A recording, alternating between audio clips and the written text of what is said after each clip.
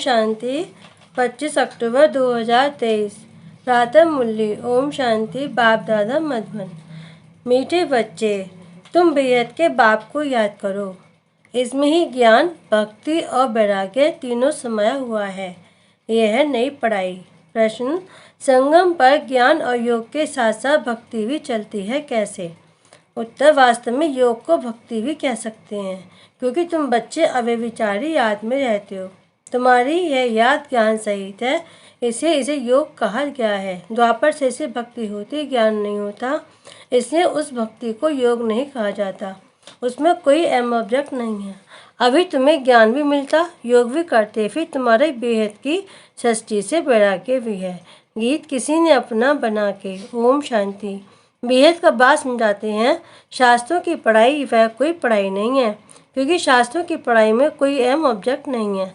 शास्त्रों से कोई दुनिया का पता भी नहीं पड़ता। अमेरिका कहाँ है, किसने ढूंढी, ये बातें शास्त्रों में नहीं है।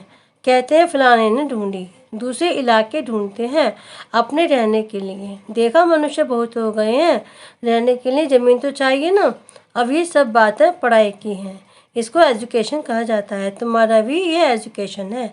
इसको आश्रम कहें अथवा इंस्टीट्यूशन कहें या यूनिवर्सिटी कहें, इसमें सब आ जाता है। उस पढ़ाई के नक्शे आदि और हैं।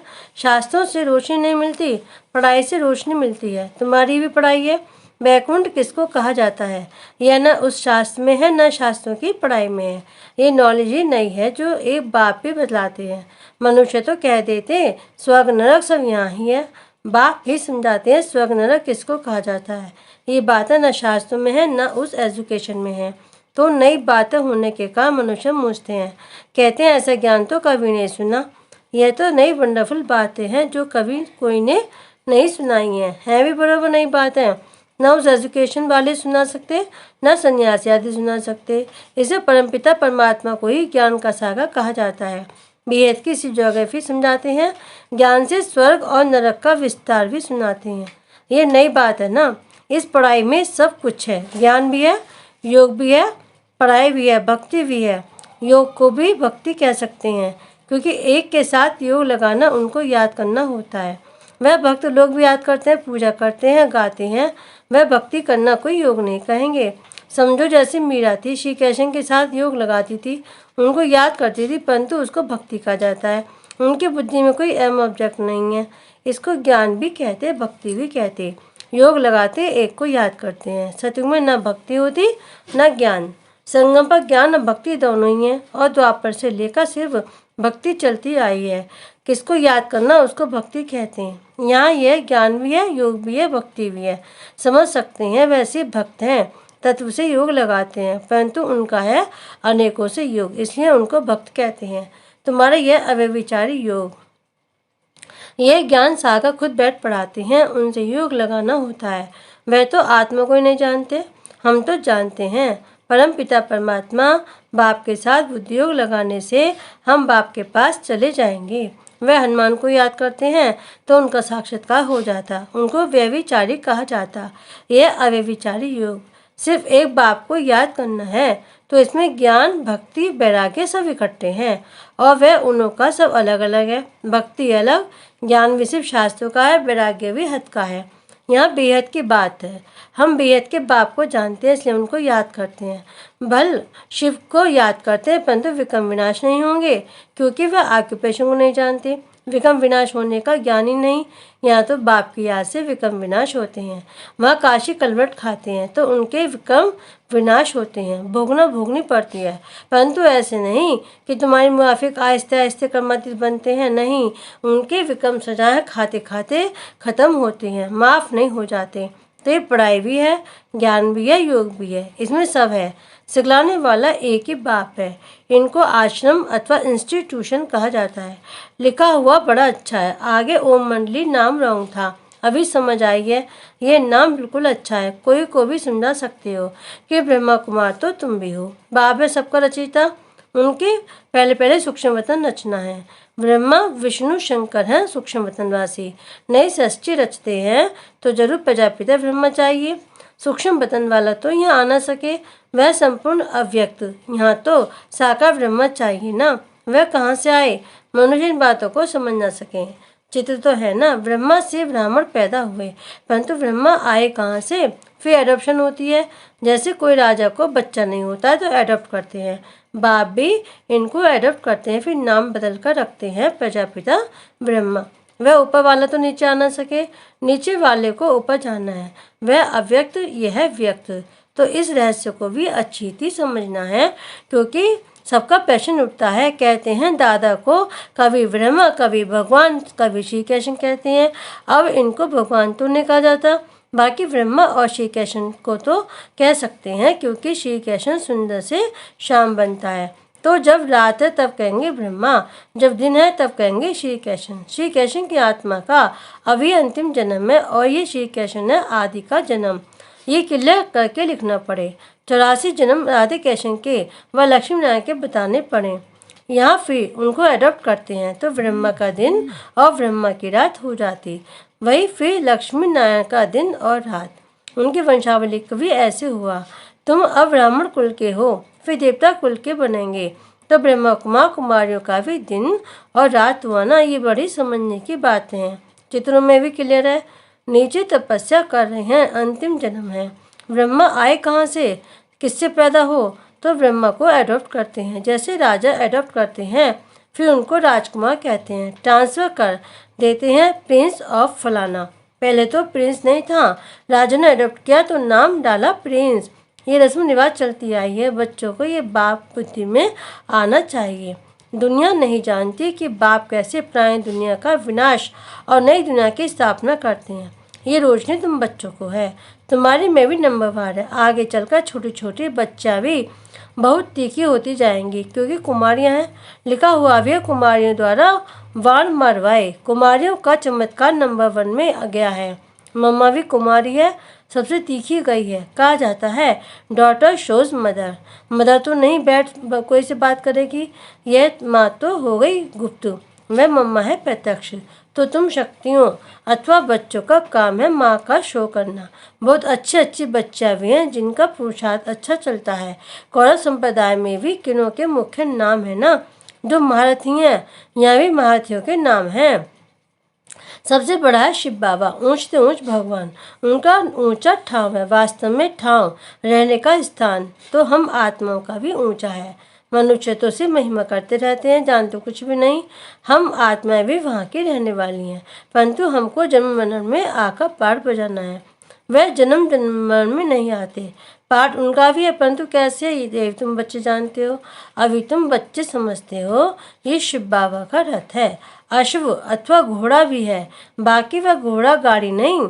यह भी जो भूले हुए हैं, ये ड्रामा में नूंद है। आधा कल्प हम भी भूल में भटकते भटकते एकदम भटक जाते हैं। अभी रोशनी मिली है तो बहुत खबरदार हो पड़े हैं। जानते हैं पुरानी दुनिया खत्म होनी है, हमको नष्टमुआ बनना है। कमल फूल समान ग्रस्त विवाह में रहते नष्टमुआ बनने का पुरुषार्थ करना है। तोड़ तो सबसे निभाना है, साथ भी रहना है।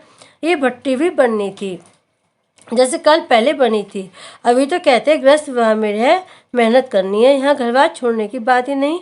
हम तो घर में बैठे हैं ना, कितने बच्चे हैं, लौकिक भी थे ना, कुछ छोड़ा भी नहीं। सन्यासी तो जंगल में चले जाते हैं, हम तो शहर में बैठे हैं, तो उनसे तोड़ निभाना है। बाप की रचना है, बाप कमाकर बच्चे को वर्षा देते हैं। पहले तो वर्षा देते हैं काम विकार का, फिर उनसे छुड़ाकर निर्विकारी बनाना बाप का ही काम है। ऐसे भी होते हैं, कहाँ बच्चे माँ बाप को ज्ञान देते हैं और कहाँ बाप बच्चों को ज्ञान देते हैं। यही राजयोग वह हठयोग। आत्मा को नॉलेज मिलती है परमात्मा से। मैं ब्रह्मा राजाओं का राजा था, अब रंग बना हूँ, रंग से राव गाया हुआ है। बच्चे जानते हैं हम जो सूर्यवंशी थे अभी शूद्रवंशी बने हैं। ये भी समझाना पड़ता है, नरक और स्वर्ग अलग है, मनुष्य नहीं जानते। तुम्हारे में भी कितने बच्चे कुछ नहीं जानते, क्योंकि तकदीर में नहीं है तो पुरुषार्थ क्या करेंगे। किनकी तकदीर में कुछ नहीं है, किनकी तकदीर में सब कुछ है। तकदीर पुरुषार्थ कराती है, तकदीर नहीं है तो पुरुषार्थ क्या करेंगे। एक ही स्कूल चलता रहता है, कोई बच्चे आधे में गिर पड़ते, कोई चलते चलते मर पड़ते। जन्म लेना और मरना बहुत होता है। ये नॉलेज कितनी वंडरफुल है।